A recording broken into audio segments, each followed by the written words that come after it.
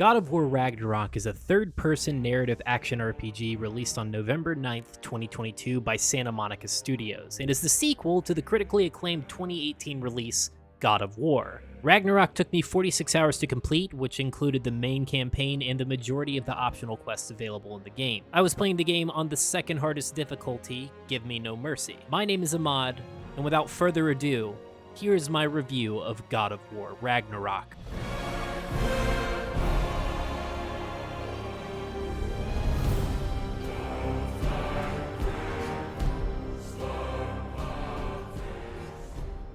We are about to venture into the review of the narrative and atmospheric elements of God of War Ragnarök. I'm going to use the opening hour of the game as an anecdote to evidence my opinions on the game's story and musical elements. I will not be spoiling any significant plot points, but if you're someone that thinks that any narrative shown is a spoiler, then I have posted a timestamp on the screen so that you can hear my conclusions on how well the narrative, world, and music were implemented in the game. A brief pause for everyone to adjust and allow us to begin our journey. God of War Ragnarök is a game of many themes, but the one that resonated the most powerfully with me is the theme of choices and consequences. When the game begins, it is apparent that the timeline within the world has advanced several years as we open up to Kratos and Atreus gathering provisions inside of a cave. Atreus is visually taller, his voice has dropped, and he is seemingly in the midst of pubescent bliss. When the hell is he anyway?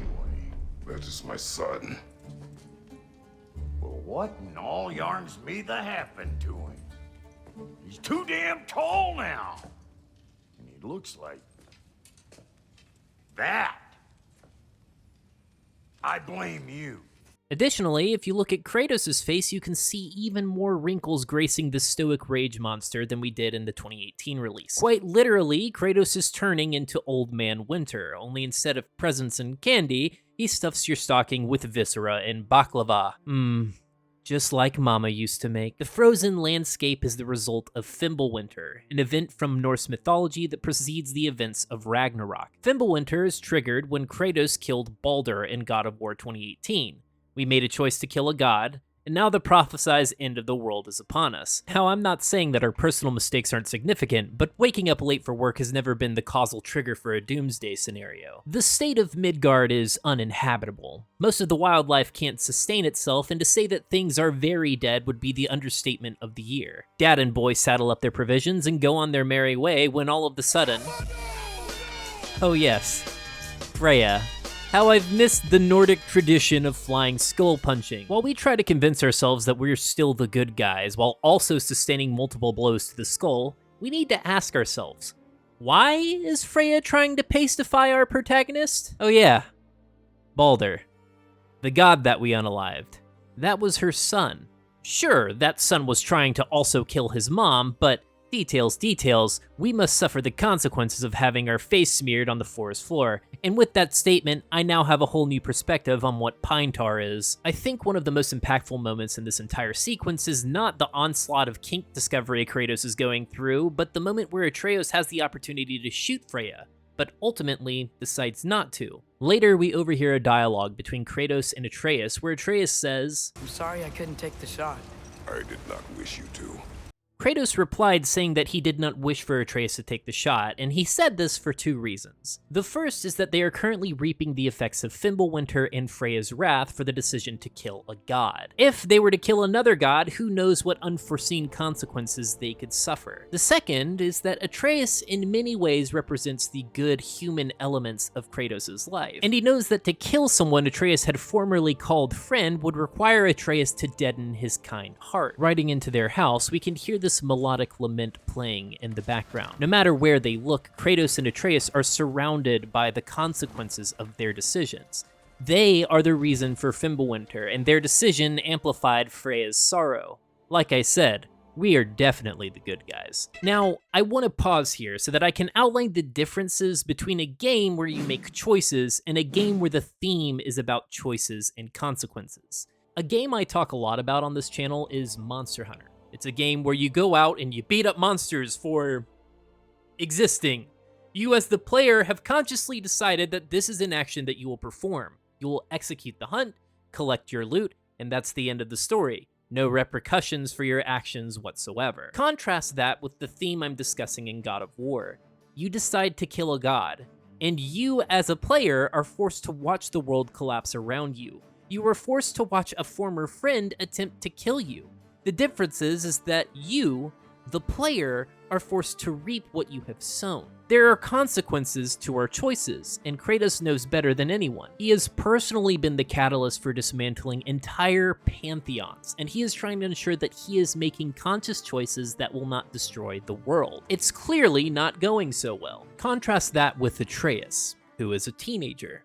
He is going through a stage where he wants some autonomy. He wants to make some decisions, and at the end of God of War 1, he had his ego stroked a little bit by some wall telling him that he was going to be the savior of the Jotnar. Atreus' thirst for adventure is expressed even in his own musical theme. The track I'm referring to is A Sun's Path by Bear McCreary. The theme opens up with a string choir and a driving bass line that to me spoke of some kind of call to action. This aligns with Atreus' current pull towards adventure. As an adolescent, all he can think of doing is proving himself to his father and seeing the world. He wants to make decisions for himself, which makes the tempo and tone shift at the 1 minute and 35-second mark all the more impactful. Seemingly out of nowhere, the tone darkens and begins to sound more somber. The tempo slows drastically. To me, this represents the naivety of Atreus, or perhaps better put, his uncertainties in himself and the realities of the world around him. And that sense of uncertainty makes a lot of sense.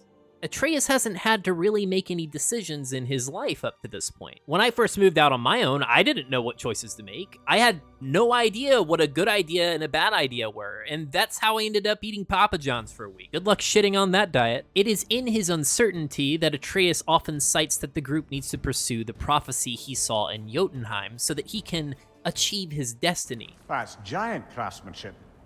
You've been to Jotunheim again? No, I found it in one of the other shrines. Others, right? How many have you visited? Well, all of them? The prophecy does a little bit of the thinking for Atreus. It gives him some structure to make decisions instead of having the full realm of available choices at his beck and call. But not thinking for yourself and adhering to prophecy directly conflicts with Kratos' worldview, which makes sense. Kratos has defied fate more than one time and made a big mess in doing so. In a lot of ways, this conflict of ideals is the clashing of free will represented by Kratos and predestination represented by Atreus. So, not only is Atreus struggling to find some semblance of independence, but his ideals also conflict with the man who traveled back in time to unstab himself and kill his dad. Not exactly the person I would want to be at odds with. It is because of this prophetic perspective that Kratos still sees Atreus as naive. Atreus is unwizened to the way of things, and more importantly than anything, this is an excuse for Kratos to make sure that his son stays safe. After all, how could Atreus know how cruel the world is? He's just a teenager. He hasn't seen the atrocities of gods. He hasn't seen war. He hasn't seen his father stab several men under the premonition of assumed danger.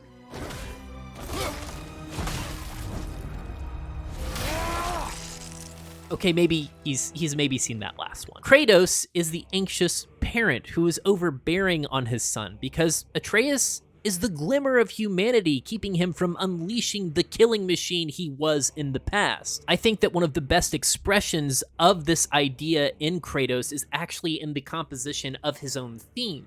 The track I'm referring to is the God of War Ragnarök title theme composed by Bear McCreary, which is playing now. This theme opens up to a choir and the rhythmic beating of a drum. In my mind, I envision an army slowly marching to the beating drum. These are literally the drums of war, and an auditory representation of Kratos' nature. He is a being of destruction. His entire life was spent dismantling his old pantheon as a one-man army. But at the 2 minute and 39-second mark, we are introduced to another theme. A woman's voice is intertwined with Kratos' battle drums and male choir. This is undeniably Faye's theme, Kratos' late wife. The two themes actually are being played in parallel to one another, showing the introduction of a new way of life. Faye in-game found Kratos at his most broken and helped him to reclaim some semblance of humanity. Initially, these two lifestyles, the God of War and the Man of Compassion, were at odds, which matches how the two choirs are literally singing two different songs. At the 3 minute mark, the female choir has integrated into the battle chant. And I have to ask myself here, What does this mean? To me, this shows that the two ideas have blended. We have a new Kratos who is anchored in his humanity because of Faye, but he still wields the might of the God of War. But there's one problem here. Faye is dead. It's literally the opening of the first game. There is a transfer in what Faye represents spiritually to Atreus.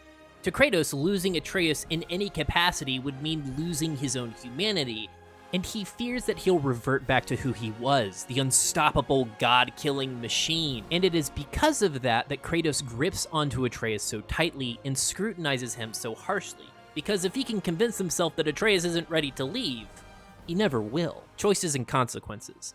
Atreus wants to follow the prophecy.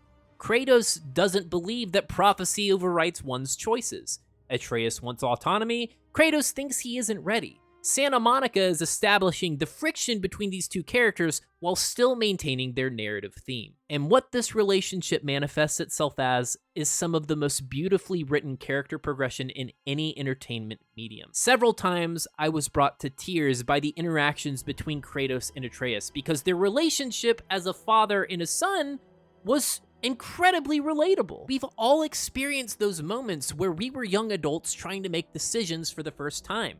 I'm pretty sure the majority of our parents were terrified at that idea as well. And to their credit, they should have been. Have you ever met a teenager? They're really just tall toddlers with functioning muscular systems. It's like having the chassis of a Lamborghini, but it's all powered by a bike chain. But the reason that I was able to experience the emotional response that I did was because of how this friction that they've caused between Kratos and Atreus enabled moments for a child and a parent to be emotionally vulnerable with each other. Santa Monica uses these larger-than-life characters to represent the struggles that normal people go through every day. Take this character and theme analysis of Kratos, Atreus, and the power of choice all within the first hour of gameplay, and then extrapolate it out to every moment of this game. The writing is largely of high quality, and the voice actors do a superb job of bringing every character to life. Now, with all the tears aside, I do need to comment that I use the words largely of high quality, and not all of high quality. There are a handful of character interactions that seemed a little half-baked to me. The characters didn't have an appropriate setup for choices to carry weight, but I will not discuss who the specific characters are and what the specific actions they performed were to withhold spoiling pieces of the game. What I will mention, though, is that there is an in-game codex that is written from the perspective of Kratos and offers an interesting insight on his view of certain characters in the world. The shift to Kratos' lens here adds color to the rest of the interactions in the world, and I think elevates the common lore dump feature in the game to something more personal. It's more akin to a journal than just a bland screen in a video game. The story of this game is excellent, and I would say that the musical integrations help elevate the narrative to truly build a world. Speaking of musical integrations, I want to commend the music team on their ability to convey ideas through sound. Outside of the specific character themes, Bear McCreary has designed tracks that capture the current atmosphere of the realms. From the mystical woodwind lines building intrigue in your environment to the bombasticness of the brass, the environments have had a soundtrack that helps the player digest the surrounding environment. Then, oh man, the combat music. Just picture, you get off your boat, and you're just minding your business, and then you hear... Then you black out, and when you come back to, all you see is...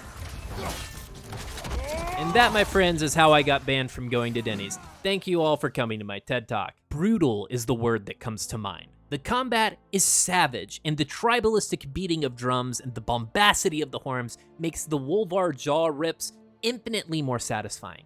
It's in these moments of combat that you see the glimpses of the old God of War appear. God dang. Every moment that the tracks come on, I can't help but get a little jazzed. I don't care how the Game Awards work out. Bear McCreary, you're getting the Ahmad Award of people who make music good. Coveted prize, I know.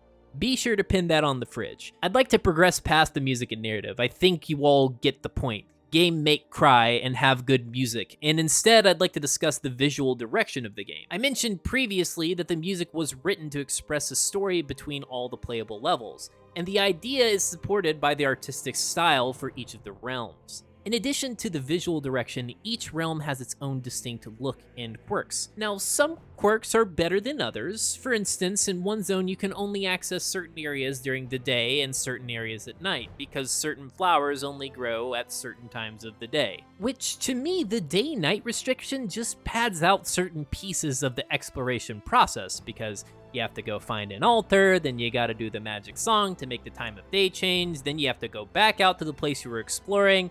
There's no real gameplay improvement by having this, it's just an arbitrary step. But then, contrast this with some of the other realms that have an environmental problem that players can permanently remedy via a side quest. Instead of just a constant arbitrary step, Santa Monica's built out some meaningful call to adventure that would net me a lot of rewards, while also delivering some narrative to the player. Like I said, not all quirks are created equal. Regardless of how good or bad the quirks of the environments are, it's undeniable that each zone is distinct, and throughout my playthrough, I had a tangible memory with each zone.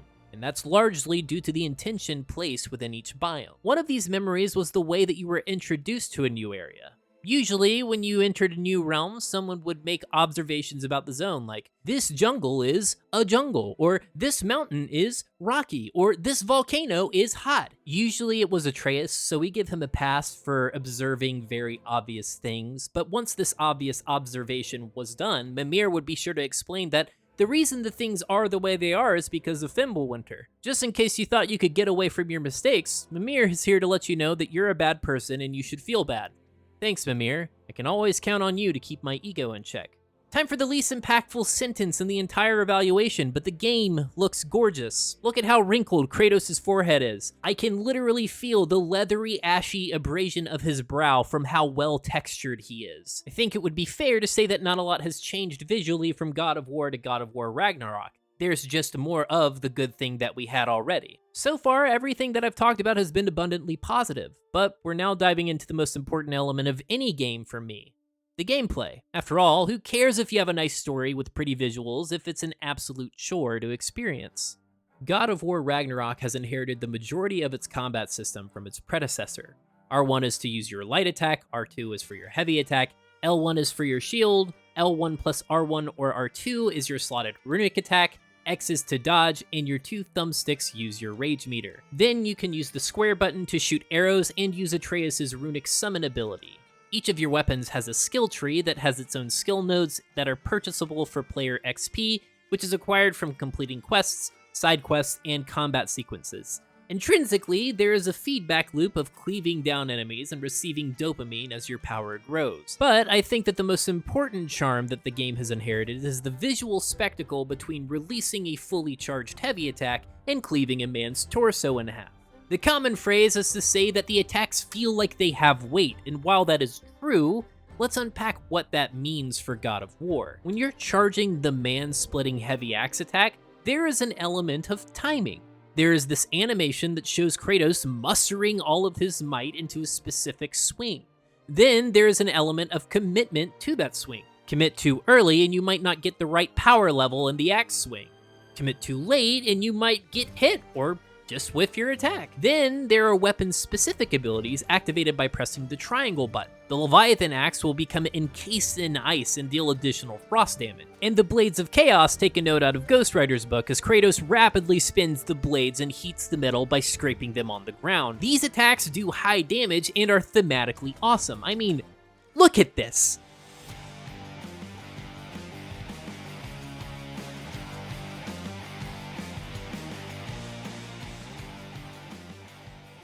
If you don't think this is cool looking, then you just don't know what cool is, and that's on you, boo-boo. There is a level of player skill being expressed throughout the entire dismemberment process, but offense isn't the only place for player skill to be expressed. When enemies are attacking you, there are multiple tools at the player's disposal to respond to their assault. The simplest response is to block an attack if it's a normal attack, which is a pretty low-risk response to dealing with danger. However, there are certain attacks that cannot be blocked, which are outlined in either a yellow or red circle. The yellow circle can either be parried or dodged. Parrying attacks are a high-risk, high-reward option, because if you mistime your attack, you're getting taken to Pound Town. But if you correctly time your parry, you'll get some iframes and some pretty huge attack opportunities. Then we have the red circles, which can only be dodged. These defensive options create a rock, paper, scissors scenario that requires the player to select the best option when it is the enemy's turn. The parry mechanic in particular enables players who have mastered enemy movesets to aggressively reclaim their offensive turn and mow through enemies who oppose them. But the coolest thing to me were the runic attacks. High damaging cooldown abilities with excellent animations? Whew, sign me up. I'll take 2.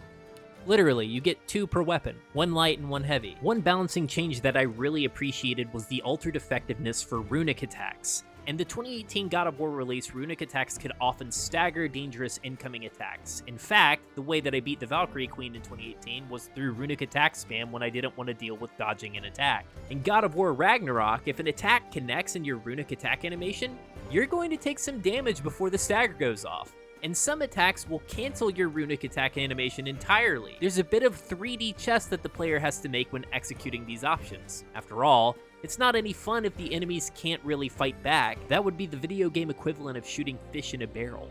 Both the offense and defense support this idea of a player expressing their skill their way. Maybe you think you're better than you actually are, like me, and choose the parry option, or maybe you're a patient tactician. Either way is a valid way to play the game.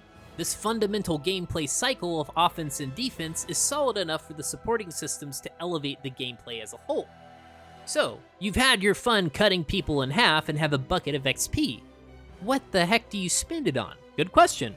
The first thing you'll be introduced to is the actual skill tree for your weapon, which have nodes that unlock additional interactions in your combat arsenal. These upgrades are new combos or new charged attacks for each of your weapons. Or perhaps my favorite is the upgrade node that builds up elemental charge on your weapon for performing successive hits without taking any damage. The game is going to reward you for putting in time to get better at the game. Now, I'm a sucker for a lot of things, and high up on that list is the promise of some fat deeps and pretty particle effects. What the skill tree notably is not is an array of passive bonuses for the weapons. The concept of a passive increase onslaught is a bit of an overplayed plague in the action RPG genre. It doesn't change the way that I push my buttons, but hold R2 longer and you can make the axe do bigger number and freeze the enemy? That's a change in gameplay. That makes me think about my button presses differently. That is a quality skill enhancement. This actually leads into one of my favorite additions for Ragnarok, the labor system.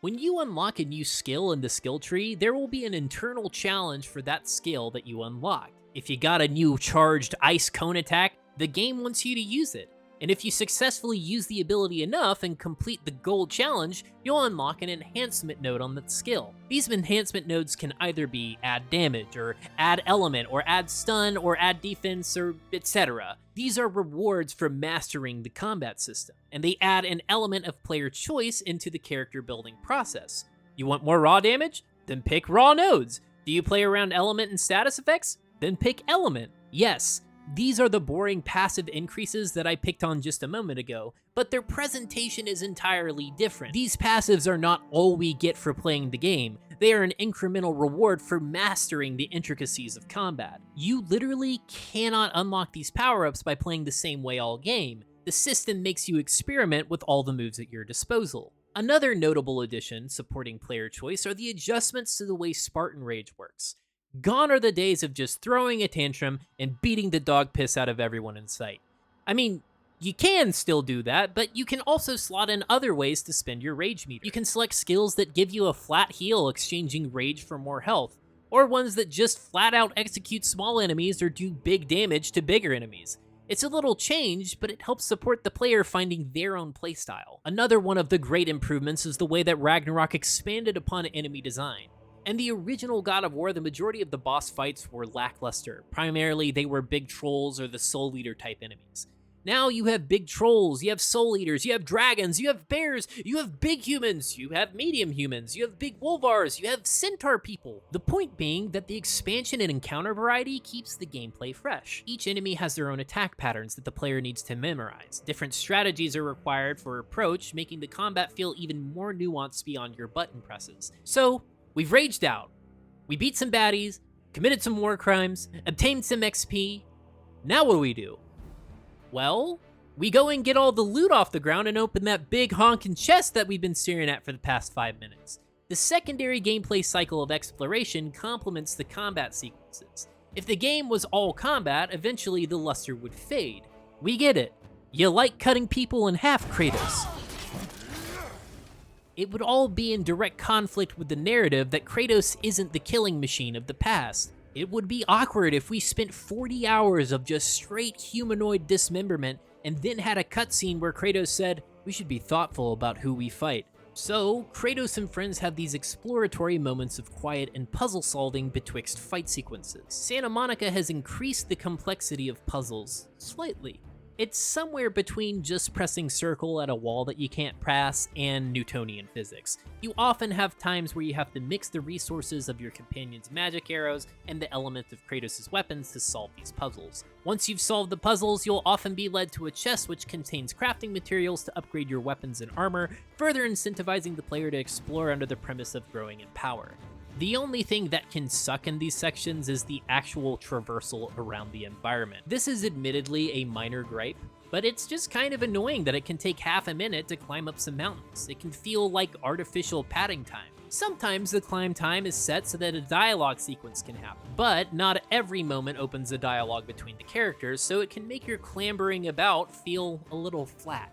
Speaking of dialogue, this is a good segue to discuss the quality of those dialogue moments amidst exploration. Oftentimes, the dialogue is presented as Mimir debating philosophy with Kratos or telling a story to Atreus. Maybe it's Atreus asking Kratos about his past, but it's an opportunity for the game to build these interpersonal connections. These conversations elevate Atreus to be his own character instead of just the guy who shoots arrows for me. One notable difference coming out of Ragnarök was the way that Mimir interacted with Kratos. In 2018, Mimir was a lore dump of Norse myth, and he was talking all the time. In Ragnarök, Mimir is a little quieter, and the conversations are more interpersonal. At first, I didn't know if I enjoyed this, but I took some time to think on this. This group has been together for years. It is likely that Mimir has told them a large majority of the stories from the Norse culture already. So it would be kind of annoying to just repeat your same stories over and over again. This conversational paradigm shift mirrors a real relationship. After a while, you just know each other's stories, and your conversations shift from discussing historical anecdotes to processing current emotions and experiences. You think the lad's too trusting? He is eager to prove himself. It clouds his judgment. Oh, I know you have more faith in him than that, brother. These moments of exploration, puzzle solving, and ambient dialogue help to give the player context about the world around them. It also gives you fat loot, which ties into the crafting system. As you collect materials, the blacksmith characters Sindri and Brock will provide armor that will directly support your desired playstyle. Early in the game, resources are relatively scarce, so you have to be mindful on the direction you want your character to go. I believe that this adds a layer of commitment to your build. If the resources were plentiful, it wouldn't really matter what armor you made because you could just make it all. For me, I really scrutinized the passive effects and the gameplay-altering mechanics of the armor before I upgraded or built a piece. Oh yeah, the armor kinda kicks ass, by the way. Each glove and waist piece gives you some kind of passive bonus. It could increase your elemental charge rate or increase your stun damage. The chest piece usually has a larger passive effect that is triggered by performing some certain action. This means that as you unlock new armor, you had new mid-game goals to complete to achieve your optimal damage. These gameplay adjustments keep the combat sequences fresh. I may have started by just swinging my axe recklessly, but now I've got to swing my axe while dodging under Jormungandr's nutsack, then backflip into grease while gargling peanut butter. Then you better watch out, Mr. Wolvar, because I'll unlock my hidden chest piece ability that drops a nuke on your family. And if that doesn't get your jimmies ruffled, then I don't know what will. God of War Ragnarök dialed the player choice equation up to 11. Every combat system enables you to play the way you want to play, and keeps the gameplay exciting from the first Draugr that you cut in half to the last troll that you head smush. So I have determined that the combat is excellent, which brings me to my next question. Are the quests themselves engaging? I think the main quest line is given to be excellent with its integration with the main narrative, which I've already indicated is pretty dang good. That leaves us with the side quests. Usually, when completing these quests, you will receive upgrade materials or new attachments for your weapon. In addition to these weapon upgrades, these quests usually provide the player with a significant chunk of player experience.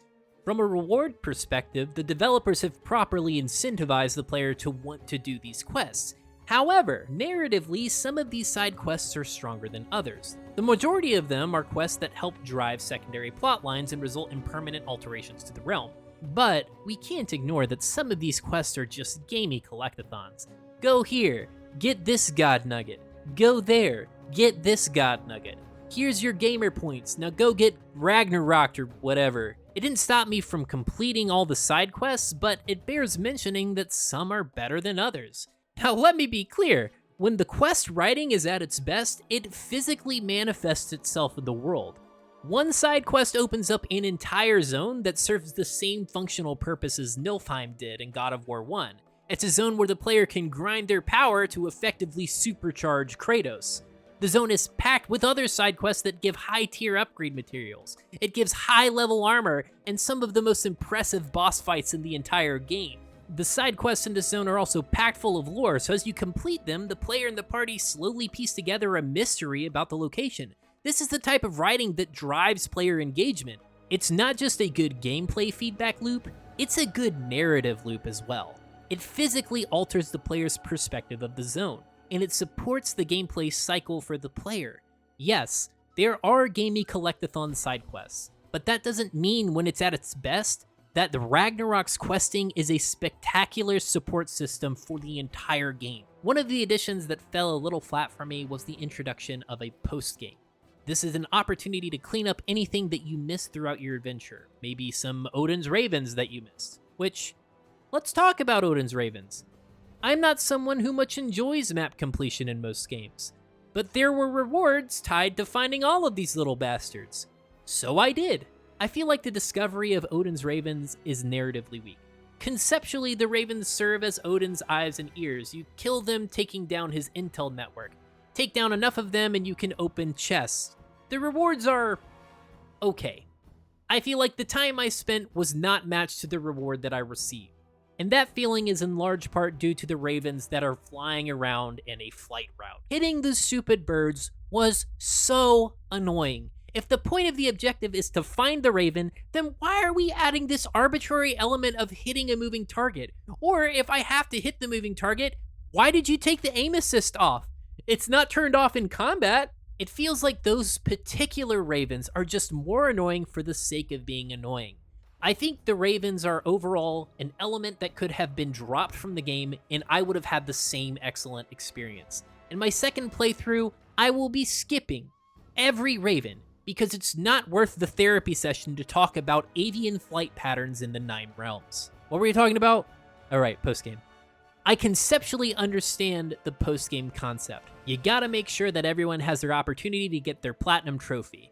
And there are some awesome bosses that are only accessible in the post-game content. But where I get stuck is when you are traveling to your platinum completionist objective, the dialogue amidst the characters just stops. You're just sitting in your sled quiet. Why?